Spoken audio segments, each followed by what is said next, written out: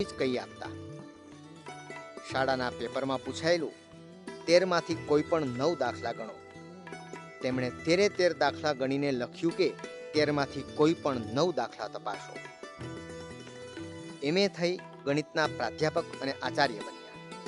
દરમિયાન આધ્યાત્મિક લગ્ની લાગી જતા 27 વર્ષની ઉંમરે તેઓ સ્વામી રામતીર્થ નામ ધારણ કરી સંન્યાસી બની ગયા.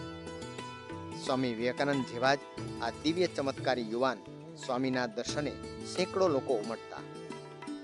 નબળા સબળા આ જુવાનને ડોક્ટર ઇવિંગે સહેજ ટકોર કરી અને તેમણે શરીર એવું કેળવ્યું કે 20 માઇલ સુધી પહાડ પર દોડતા, દરિયામાં 20 માઇલ સુધી તરી શકતા.